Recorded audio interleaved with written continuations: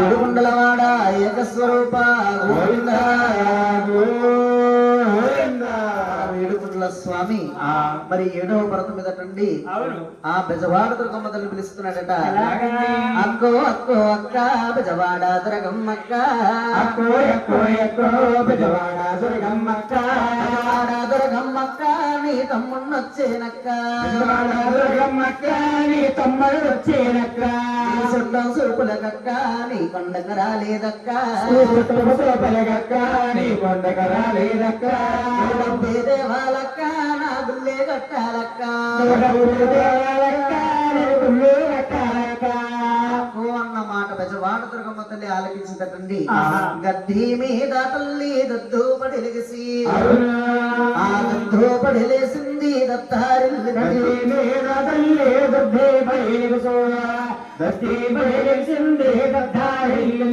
మన్నించి పిలిచిన మానవుడు ఎవరైనా పైకి చూస్తుందట. మరి తమ్ముడైన వెంకటేశ్వర స్వామి తిరుమల కొండల్లో సుందరగంటి బొమ్మలా కనపడుతున్నాడు. ఓ నా సిన్నారు తమ్ముడు శిలకలంకన్నా, గారాల తమ్ముడు గజ్జలంకన్నా నన్నే పిలిచేడా. అలాగే బెజవాడ దుర్గమ్మ తల్లి మరి ఘేరవమ్మాను తోడు తీసుకుని శ్రీశైలం ఇల్లట్టుందట. నాదాలో నాదా నా ప్రేమ నాదా నా సిన్ని తమ్ముడు నన్ను పిలిచి నాదాలో నా ప్రేమ నాదా నా తమ్ముడు నన్ను పిలిచాడు. నా తమ్ముడైన వెంకటేశ్వర స్వామి నన్ను పిలిచాడు. సెలవిస్తే నేను ఇల్లొస్తాను నాదా. నాదుడు సలహాలు తీసుకుని తమ్ముడి దగ్గరకు వచ్చంటుంది. తమ్ముడా తమ్ముడా తమ్ముడింకన్నా మరి అక్క నీ పిలిచేవు ఆ పాదన్నా, తమ్ముడు తమ్ముడింకన్నా అక్క నీ పిలిచేవు ఆ పాదన్నా. నీకు వచ్చిన ఆపదేంటి తమ్ముడు, నీకు వచ్చిన కష్టం ఏంటో తమ్ముడు. అక్కయ్యా నేను కష్టం అంటే ఏమిటో చెబుతానక్క. ఇచ్చోట నాకు గుళ్ళు గోపురాలు కట్టి పెట్టాలి, నీ పేరు నాకు డబ్బు రావాలి, నా పేరున గుళ్ళు గోపురాలు కట్టాలి అన్న మాట బెజవాడ దుర్గమ్మతులు ఆలకించి అంటుందట.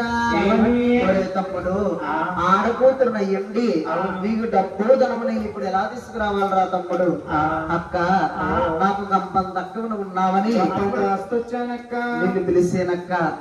మరి ఆళ్ళు నాకు గుళ్ళు గోపురాలు కట్టేవనుకో ముందు ముందు ఇక్కడ పచ్చన తోరణంలో వెలుగుతూ ఉంటాది అని వెంకటేశ్వర స్వామి అడిగాడటండి.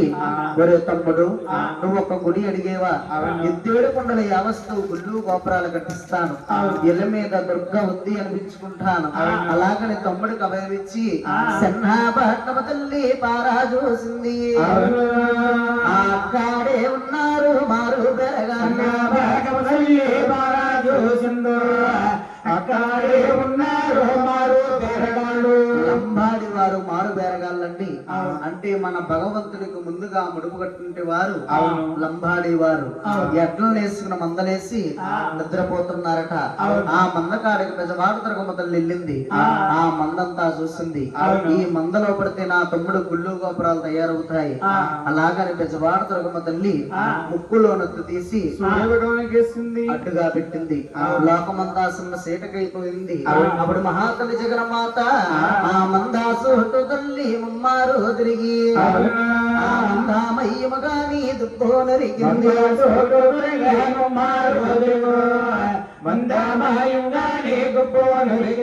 మందంతా కూడా శిలారాలుగా మార్చేసింది మహాతల్లి. ఆ జగన్మాత ఈ సంగతి ఎవరికి సెలపాలి. అదుగో మోనున్నాడు పెద్ద బేరగాడు. ఊరు ఊరు తిరిగి మారు బేరగాళ్ళారా, మా తమ్ముడైన వెంకటేశ్వర స్వామి తెనుకొండల్లో వెలిసి పుట్టాడు. మీరు తోళ్ళు అమ్ముకున్న డబ్బుంటే రూపాయికి 5 పైసలు ముడుపు కట్టారంటే మీ సుఖాన్ని కొన్నాళ్ళు సుఖాన్ని ఉంటాయి, లేకపోతే దూడ కాదు కదా కూడా మిగలదు అన్నారు. ఎప్పుడైతే చల్లగా గాలేసి బల్లు తెల్లారింది, తెల్లారి పొద్దున మారు బేరగాళ్ళందరూ పైకి లేసి ఈ మందంతా